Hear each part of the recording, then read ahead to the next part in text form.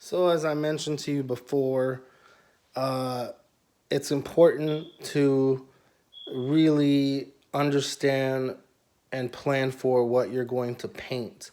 Different surfaces are going to require different treatments, and you will have a much better result if you take the time to plan things out. Um, so, the example I gave you up here was this axe had a factory finish that I removed. If I were to do it again, I would leave it on there, simply because it just helps the paint adhere much better to the surface. Um, so moving on to a more serious application for some of this paint product. Um, Things that I learned about painting with Krylon, Rust-Oleum, and Duracoat. Duracoat, anything on here that you see that is flat dark earth in color, that's the Duracoat product. This olive drab is the Krylon product, and this lighter olive drab is the Rust-Oleum. Um, so I knew that this rifle was going to be like my working rifle, the rifle that I use on my land, and I was expecting or am expecting for it to get, nicks and beat up here and there. Uh, there are certain parts to this rifle that I did not paint. The yellow accents, those are all aftermarket Ranger Point Precision parts.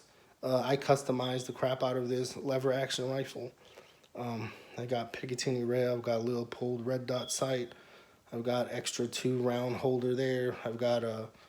I changed the follower, the spring in that tube.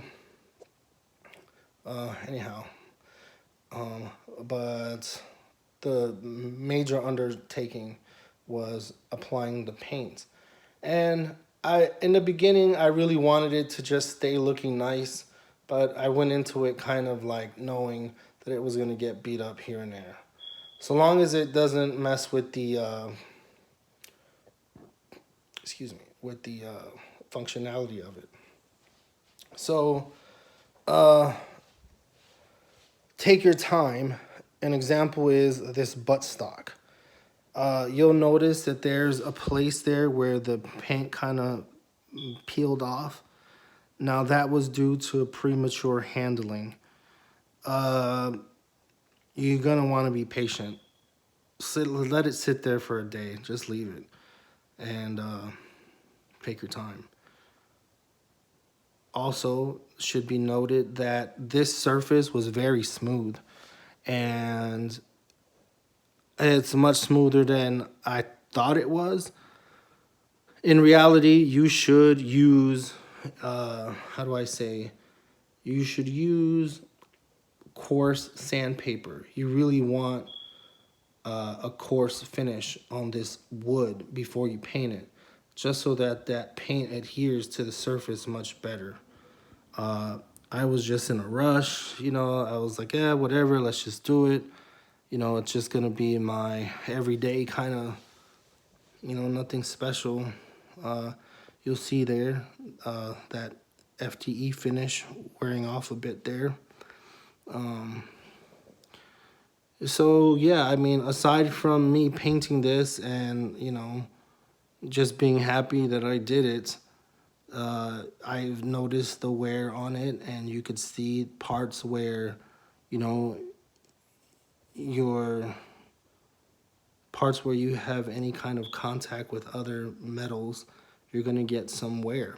And I've had this for a few months now, and I've been handling it a lot. Had I taken the time to plan out the processing of all these pieces, I would have had a much better result. Although I'm happy with it because overall, what I really wanted to do is break up the silhouette of the firearm, you know, and I think that does it quite nicely. But, you know, if you take your time and do some research and any fine surfaces that you have, whether it's metal or wood, you really want to give them a coarse finish so that that surface could receive that paint, you know, better. So I want to show you this comparison here. Allow me a moment. Say hello to my assistant there. Gotta come up with a name. Oh, come on.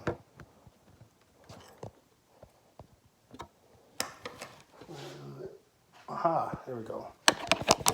Okay, now we're talking. So,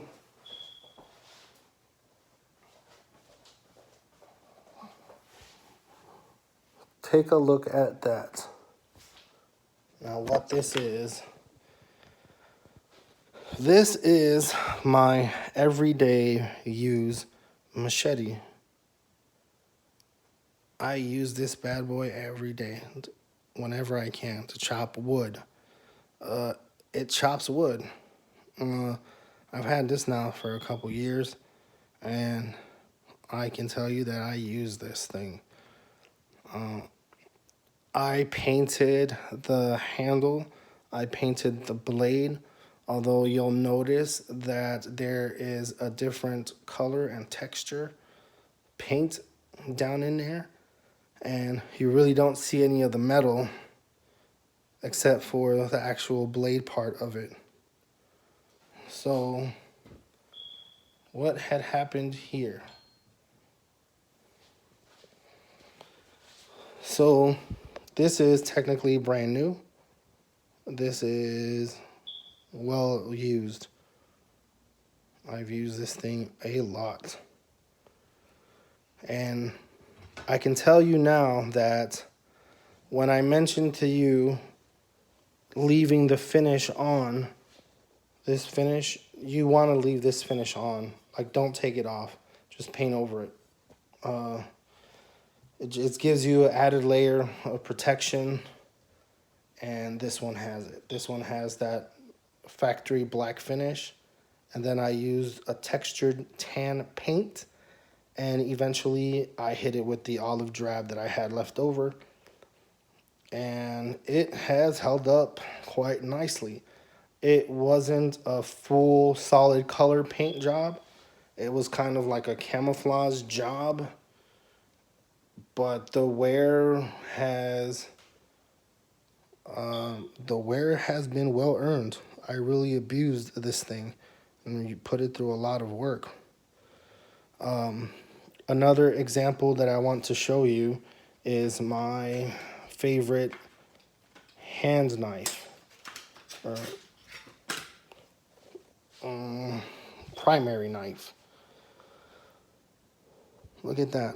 And that's factory finish, and I've used this thing for everything. I've worn away the factory finish. I will probably paint it with a bright color again, because the reason why this is bright is so that I don't lose it in the forest. And I usually throw this thing across the forest.